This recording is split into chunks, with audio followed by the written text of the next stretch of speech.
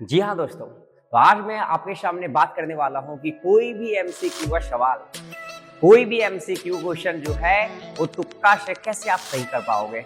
जी हाँ, आपको ये बात सुन करके लग रहा होगा बकवास की क्या बातें कर रहा, तो नहीं, मैं बकवास की बातें नहीं कर रहा हूँ। आपके सामने आज जो मैं लेकर के आया हूँ कि कोई भी एमसीक्यू सवाल को तुक्के स्ट्रैटेजी से आप कैसे सही बनाओगे। मेरी जनरल सलाह ये है कि तुक्का जम के लगाइएगा परीक्षा में।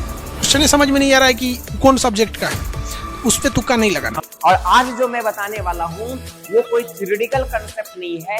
आज मैं जो आपके सामने लेकर के आया हूँ वो पूरे full and full scientific MCQ पे बेस्ड है भैया। सर वो तो तुक्का लगा के आ रहा हूँ मैं तो पूरा तो हमने एनालाइज करा चीजों को और इसके बाद हमने एनालाइज करने के बाद आपके सामने मैं वीडियो को आपके सामने रख रहा हूं, ताकि आप भी जब कभी भी आपके एग्जाम हो उस एग्जाम में भाई आप इस स्ट्रैटेजी को फॉलो करो और भाई आपके सामने जो है तो आप 95 प्लस स्कोर कर सकते हो। जी हाँ, तो जैसा कि आप जानते हैं कि मैं हूं mister Deepu Kumar, mentors of more than thousand student. तो आप आज जो मैं बात करने वाला हूं कि ये सवाल कि कोई भी एमसीक्यू को, चाहे वो एग्जाम बोर्ड का हो, चाहे वो जेईई मेंस का हो, चाहे वो नीट का हो, चाहे वो यूपीएससी हो, आज तो आप देख ही पा रहे कि सब एग्जाम जो है वो एमसीक्यू बेस्ड पे होने वाला हो रहा है भाई आजकल। तो आपको ऐसा लग रहा होगा कि भाई बिना पढ़े लिखे ये टीचर इनका भाई दीपू सर का अगर वीडियो को हम देख लेंगे आज वाला वीडियो तो मेरा तो बिना पढ़े लिखे भाई सही हो जाएगा। तो नहीं, जी हाँ, ऐसा नहीं भैया, इसलिए नहीं है क्योंकि ये बहुत सारे, ये जो हम आज वीडियो आपके सामने रखे हैं, ऐसे बहुत सारे टॉपर बच्चे हैं जो यही तुक्का स्ट्रैटेजी को फॉलो करते हैं और बहुत अच्छे मार्क्स लाते हैं भैया आपके एग्जाम में। हाँ, अब कैसे इस तुक्का स्ट्रैटेजी को आप अपने जिंदगी में फॉलो करोगे, अगर आप अच्छे से फॉलो करोगे तो भाई यस आप कमेंट सेक्शन में लिखोगे आई विल फॉलो दिस तुक्का स्ट्रैटेजी, अदरवाइज आप इस वीडियो को छोड़ करके जा सकते हो। तो जी हाँ, मैं बात कर रहा हूँ कि कैसे आप इस तुक्का स्ट्रैटेजी को लेकर के फॉलो करोगे। तो आपके एग्जाम में 3 तरह के पैटर्न नजर आने वाले होते हैं। आप एक एक करके आप मेरी वीडियो को देखेंगे, सुनेंगे तो आपको समझ में आ जाएगा भैया। सबसे पहला, एक ऐसा सवाल जो आपको आता होगा, और जो सवाल आपको आता होगा, इस सवाल के लिए आपको जरा सा भी टेंशन लेने का जरूरत नहीं होता, आपको जरा सा भी परेशानी नहीं आएंगे, क्योंकि जो आता है भाई उसे तो आप तुरंत बना करके अपने कॉन्फिडेंस लेवल को बढ़ाओगे, आगे बढ़ोगे भैया। लेकिन आज मैं जो आपके सामने स्ट्रैटेजी ये लेकर के आया हूँ वो उसके लिए है जो आपका सवाल, आपका आंसर आपको नहीं पता होगा भैया, तो उसके लिए आपको वीडियो को अंत तक जरूर देखना है भैया, क्योंकि ऐसा वीडियो पूरे ब्रह्मांड में कहीं नहीं देखने वाला है, कहीं नहीं मिलेगा।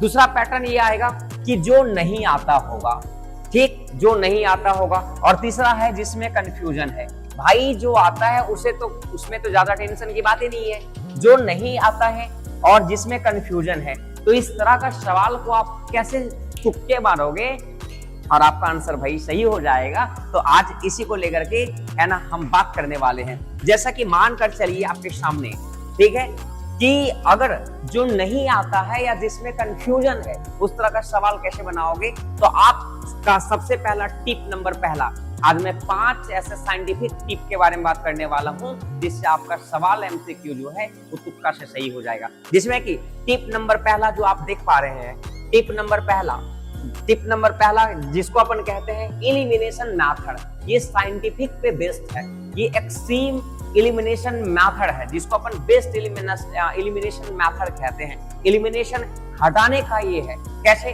सबसे पहला क्या है कि अगर कोई भी ऑप्शन में, अगर आप सवाल देखेंगे तो उसमें कोई भी ऑप्शन में अगर आपको कहीं ऐसा नजर आ रहा है ऑल ऑफ द एबव, अगर ये कहीं आपको नजर आ रहा है तो भाई आपका ये 95% संभावना बनता है कि वो आंसर सही है भैया, एकदम 95% संभावना बनता है कि all of the above he answer जाने वाला है। तो आप इसे क्या कर सकते हो, आप इसे टिक करके भाई नेक्स्ट सवाल की तरफ बढ़ सकते हो। क्या बात है भाई।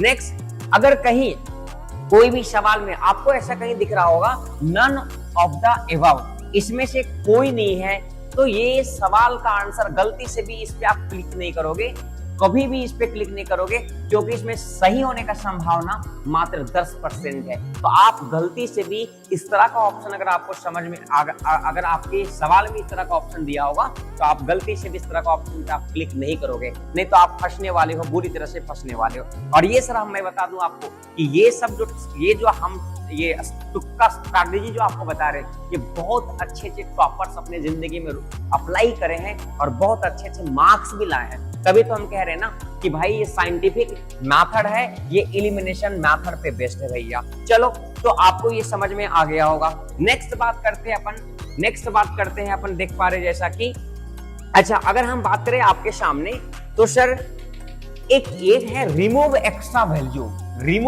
वैल्यू, ये उससे भी बढ़िया वाला मेथड है ना, जो एलिमिनेशन मेथड पे हमने बता दिया ऑल ऑफ द अबव और नन ऑफ द अबव, ठीक है, नन ऑफ द अबव और ऑल ऑफ द अबव पक्का।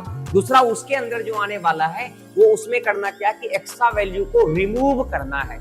इसका मतलब क्या भाई, आप मेरी बातों को प्यार मोहब्बत से सुनेंगे, आपको समझ में आ जाएगा। इसका मतलब क्या है कि कोई भी ऑप्शन में मानकर चलिए कि कोई भी ऑप्शन में रिमूव करना है, एक्स्ट्रा वैल्यू को करना है एक्सट्रीम वैल्यू को, मतलब आपको देखना कि कौन सा ऑप्शन ऐसा है जो एक्सट्रीम लेवल में है भैया। जैसे कि आप देख पा रहे हैं 10 है, 20 है, 48 है और 1102 है। तो इसमें आप देखोगे तो 1102 जो है वो एक्सट्रीम वैल्यू है, ये तो कभी होने वाला है नहीं। तो एक ऑप्शन भाई आपके सामने छट गया, एक ऑप्शन आपका तो होगा ही नहीं। जैसे कि आप देख पा रहे हैं एक ऑप्शन है, 2 है, 3 है, 45 है। तो 45 यहाँ पे एक्सट्रीम वैल्यू हो गया, जो कि कभी आंसर में नहीं होने वाला भैया, पक्का श्योर। तो ये एक्स्ट्रा एलिमिनेशन वैल्यू हो गया, जो कि जिसका ज्यादा अच्छा आप देख पा रहे हैं कि यहाँ पे संभावना 10 है, 20 है। तो 10 जो एक्सट्रीम का सबसे कम वैल्यू है, एक सबसे कम वैल्यू है। तो पक्का है कि जब कभी भी आपके ऑप्शन में ऐसा कुछ आ रहा होगा कि किसी का वैल्यू बहुत ज्यादा होगा, किसी का वैल्यू बहुत कम होगा, तो ना कम वाला होगा ना बहुत ज्यादा वाला होगा, ऑप्शन ये दोनों के कहीं बीच वाला होगा। तो आप इसे आसानी से भाई बना सकते हो। कितना शानदार तरीका बता रहे भैया। ऐसे तरीका कहीं भी आप सर्च कर लोगे तो आपको कहीं मिलने वाला नहीं है। नेक्स्ट बात करते हैं कि अच्छा, ये तीसरा है भाई आपके सामने, बात करते हैं कि सिमिलर आंसर ट्रिक है। ये टिप नंबर दूसरा है, सिमिलर आंसर ट्रिक। ये थोड़ा सा मिसिंग हो गया है ना, सिमिलर आंसर ट्रिक है भाई। ये सिमिलर आंसर ट्रिक कहने का मतलब क्या, मैं आपको बताना चाह रहा हूँ, इसको ध्यान से सुनेंगे कि कोई भी ऐसा ऑप्शन आपको नजर आ रहा होगा जिसमें कि सिमिलरिटीज नजर आ रहे होंगे। सिमिलरिटीज का मतलब क्या, जैसे एक एग्जांपल से मैं समझाना चाह रहा हूँ। कोई भी ऐसा ऑप्शन है, मान के चलिए कि ए नंबर में 6 है, बी नंबर ऑप्शन में 10 है, सी नंबर ऑप्शन में -6 है और डी नंबर ऑप्शन में 17 है। तो हमेशा याद रखोगे कि सर सिमिलर आंसर ट्रिक है ये, जिसको अपन टिप नंबर 2 कह रहे हैं। ये वेरी इंपॉर्टेंट है, ठीक है, वेरी इंपॉर्टेंट है सर। इसमें ध्यान ये देने का कि जो भी ऑप्शन में ABCD में जो भी सिमिलर है, वो दोनों में से किसी एक का आंसर जाने वाला। जैसे एक एग्जांपल से बात करते हैं, आपके सामने एक ऑप्शन है 6 और एक है -6, तो ये सिमिलर हो गया भैया। तो गारंटी है कि जो मैक्सिमम पॉसिबिलिटीज आंसर जाने का है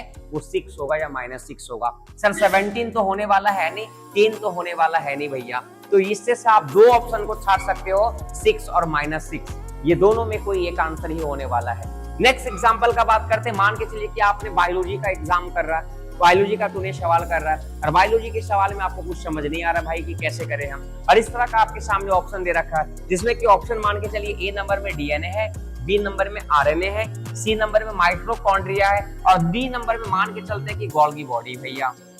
मान के चलिए कि डी नंबर में गोल्गी बॉडी, श्योर। अब इसमें से चारों ऑप्शन में कोई एक ऑप्शन को टिक करना कि कौन सा ऑप्शन होगा।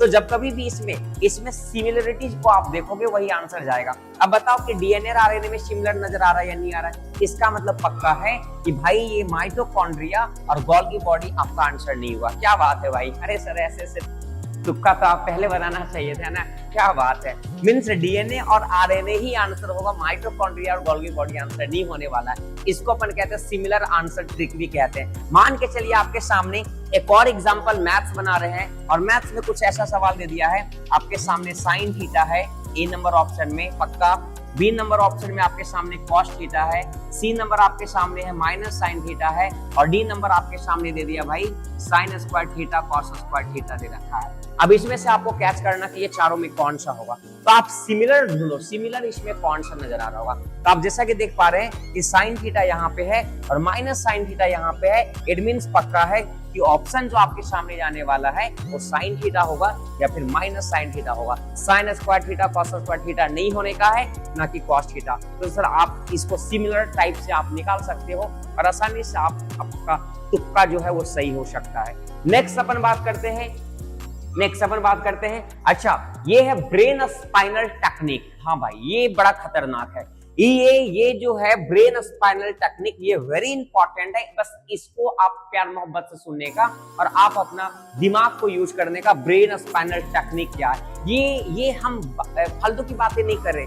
ब्रेन स्पाइनल टेक्निक का यूज जो है सो बहुत अच्छे टॉपर्स अपने जिंदगी में किए हैं, क्योंकि हम इसको एक एग्जांपल से आपको समझाने का काम करेंगे। मान के चलिए कि आप गाड़ी चला के आ रहे, कहीं से बाइक राइडिंग करके आए भाई, है ना, रात हो गया और रात आते आते आप घर जब पहुंचे तो बहुत रात हो चुका है।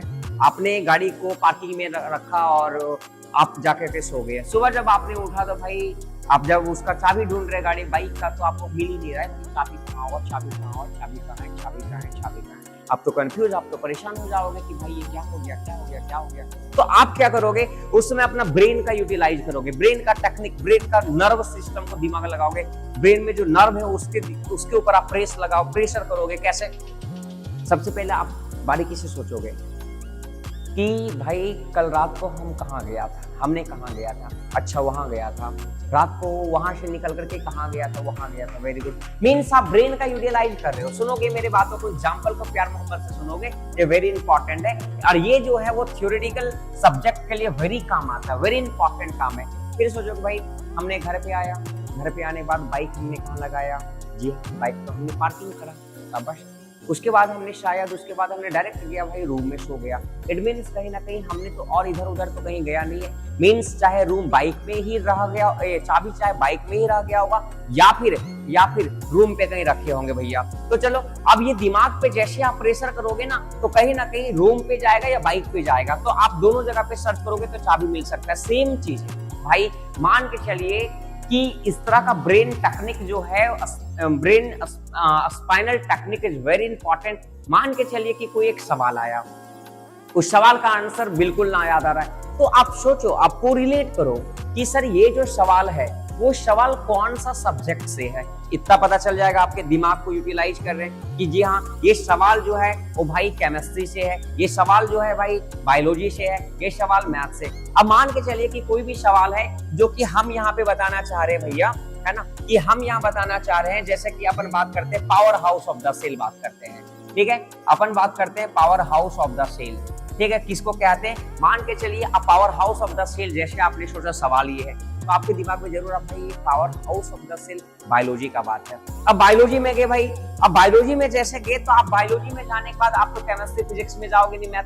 अब बायोलॉजी में जैसे जाओगे, अब यहाँ पे आप दिमाग लगाओ सेल के बारे में। अच्छा सेल के बारे में भाई, इसका मतलब आपका दिमाग जो है वो सेल पे जा रहा है। अब दिमाग थोड़ा सा और कोरिलेट करोगे भाई, सेल सेल सेल। अब सेल के अंदर जब जाओगे तो अलग अलग तरह का आपको पढ़ना पड़ेगा, जहाँ पे आप गोल्गी बॉडी के बारे में पढ़ोगे, जहाँ आप माइटोकॉन्ड्रिया के बारे में पढ़ोगे, जहाँ आप सेल वॉल के बारे में पढ़ोगे, जहाँ आप प्लाज्मा मेम्ब्रेन के बारे में पढ़ोगे, जहां आप एंडोप्लाज्मिक रेटिकुलम के बारे में। अगर इसके बावजूद भी अगर नहीं याद आ रहा है तो भाई छोड़ देने, दम छोड़ देने का। हाँ इतना करने के बावजूद भी अगर आंसर नहीं याद आ रहा है तो आप उस सवाल को छोड़ दो भैया और नेक्स्ट मूव कर जाओ नेक्स्ट सवाल के लिए। लेकिन सर जैसे ही आप नेक्स्ट सवाल की तरफ मूव करोगे तो पता ये चलेगा क्या कि आप नेक्स्ट सवाल बना रहे होंगे और सडन स्ट्राइक करेगा भाई, हाँ कि भाई power house of the cell तो अपन पढ़े हैं भाई, लग रहा कहीं ना कहीं माइटोकॉन्ड्रिया। और जी हाँ भाई, आप माइटोकॉन्ड्रिया पे टिक करोगे तो कभी कभी ऐसा होता है कि सवाल कहीं और बना रहे हो, कोई और सवाल बना रहे हो, लेकिन सडन उसका रिएक्शन हमारे नर्व में जनरेट होता है, भाई इसका सवाल का आंसर तो माइटोकॉन्ड्रिया ही होगा, और आप तुरंत क्लिक करके निकल जाओगे। ये हो गया ब्रेन स्पाइनल स्ट्रैटेजी हो गया। नेक्स्ट अपन बात करते हैं टिप नंबर 3 या 2 की तरफ। नेक्स्ट बात करते हैं अपन टिप नंबर 3 की तरफ, जो कि आपके सामने दिया होगा भैया, option number B and C, option strategy. इसको कहते हैं अपन, ऑप्शन स्ट्रैटेजी को कहते हैं। याद रखोगे, आपके सामने मान के चलिए कि ऑप्शन ए है, ऑप्शन बी है, ऑप्शन सी है और ऑप्शन डी है, तो ये मैक्सिमम पॉसिबिलिटीज बनता है। मैक्सिमम संभावनाएं बनते हैं कि ऑप्शन नंबर ए और ऑप्शन नंबर डी वो नहीं होता है। ये मैं अपने कोई काल्पनिक बात मैं नहीं कर रहा हूं। हमने ढेर सारे पेपर को पढ़ा, बहुत सारे पेपर को देखा, बहुत सारे एग्जाम के पेपर को देखा और एनालाइज करा, तो ये पता चला भाई कि मैक्सिमम सवाल का आंसर जो है वो सी और डी जाता है। अब मान के चलिए कि आपके ऑप्शन में भाई ए है और आपको नजर आ रहा है सी, भाई बी और डी तो नजर नहीं आ रहा है। मान के चलिए ए और सी में आप फंस रहे हो, या आप फंस रहे हो बी और भाई आप डी में फंस रहे हो। तो आप हमेशा याद रखना कि जब कभी भी ए और सी में आप फंस रहे हो तो आंख बंद करके मारने का कौन सा, आंख बंद करके मारने का कौन सा भैया, तो आंख बंद करके मारने का कौन सा, सी ऑप्शन मारने का।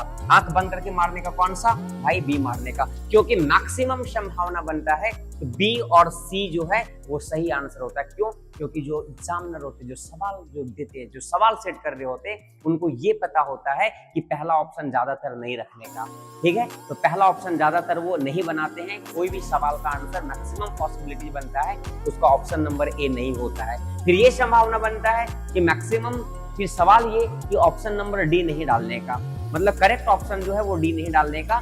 तो मैक्सिमम पॉसिबिलिटी जो आपके सामने बनता है वो बी और कौन बनता है, सी। तो इस तरह का सवाल आप आसानी से तुक्का स्ट्रैटेजी का यूज करके आप अपना सवाल को सही कर सकते हैं भैया।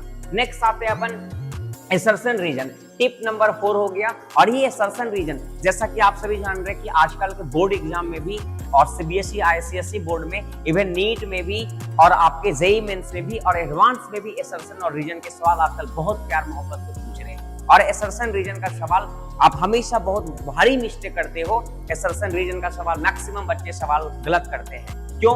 क्योंकि असर्शन और रीजन बनाने के लिए बहुत हाई कॉन्सेप्चुअल चीज चाहिए होता है जो बच्चे एक्वायर नहीं कर पाते शायद। तो जब कभी भी आपके सामने असर्शन और रीजन का सवाल आ जाए और उसको आपको सही करना है तो हमेशा आप याद रख लोगे दोस्तों, हमेशा। जैसा कि आप जानते हैं ना, असर्शन और रीजन का सवाल में क्या होता है, पहला जो ऑप्शन होता है उसमें both assertion and reason are true या correct and reason is the correct explanation of A, जैसा कि आप जानते हैं पहला ऑप्शन में ये रहता है। सेकंड ऑप्शन में रहता है both assertion and reason are true but reason is not correct explanation of A. आपको भी पता है कि बी असर्शन और रीजन सही है लेकिन रीजन करेक्ट एक्सप्लेनेशन असर्शन का नहीं है। और तीसरा ऑप्शन होता है assertion is true but reason is false, ठीक। और चौथा ऑप्शन होता है assertion is false but reason is true. ये 4 ऑप्शन आपको नजर आते हैं असर्शन और रीजन के सवाल में। तो हमेशा याद रखने का दोस्तों कि जब कभी भी असर्शन और रीजन का सवाल आपके सामने दे, जब कभी भी असर्शन और रीजन आपके सामने सवाल दे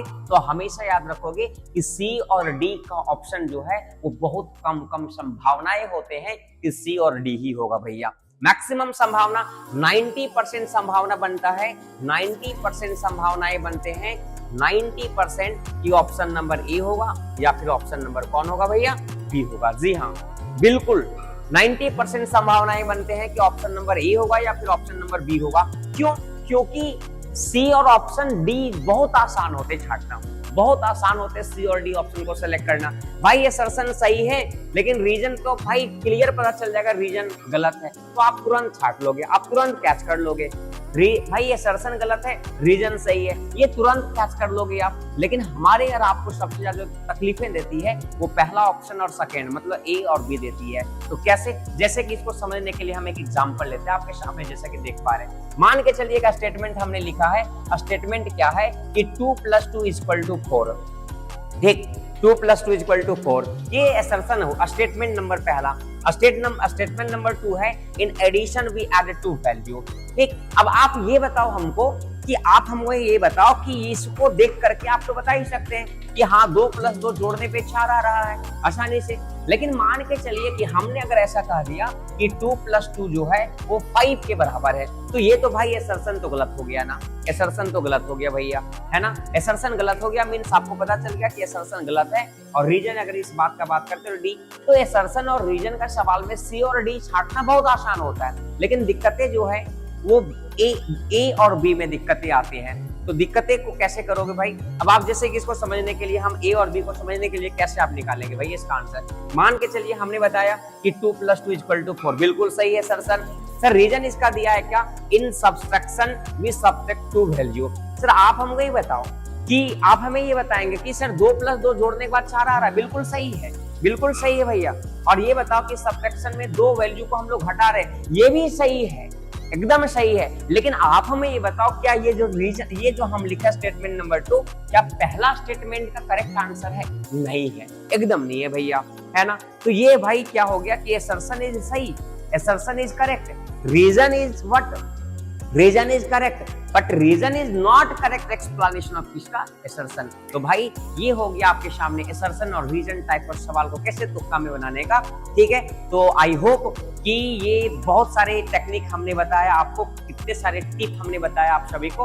अब ये टिप का यूटिलाइज करके आप अपना MCQ सवाल को सही से सही बना सकते हैं और बहुत अच्छा से अच्छा मार्क्स आप ऑब्टेन कर सकते हैं। और ये बहुत अच्छे अच्छे बच्चे का एनालाइज करके हमने करा है, बहुत सारे सवाल को हमने देख करके बनाया है, तब जाकर के आपके सामने हमने ये वीडियो रखा था भैया। तो जी मैं उम्मीद करता हूँ कि ये स्ट्रैटेजी को आप भी अपने जिंदगी में फॉलो करोगे। और जी हाँ, ये मैं आपको एक चीज बता देता हूँ, आपको ऐसा लग रहा होगा कि मैं कोई जादू मंत्र कर दूं, है ना, मैं कोई जादू दिखा दूं, जादू मंत्र कर दूं और आपको भाई मैं आपको कोई जादू मंत्र दिखा दूं और बिना पढ़े लिखे भाई आपको ये जाओ आंख बंद करके ABCD ABCD ABCD और ABCD, है ना, कोई गाना वाना गा करके, कोई ओम भूर्भुवः स्वः करके, है ना, कोई भक्ति का गाना गा करके कर दोगे, तो ऐसा नहीं। ये उसी के लिए है ना, ये उसी के लिए है जो मेहनत करे होते हैं, हाँ, जो साइंटिफिक तरीका को जानते हैं।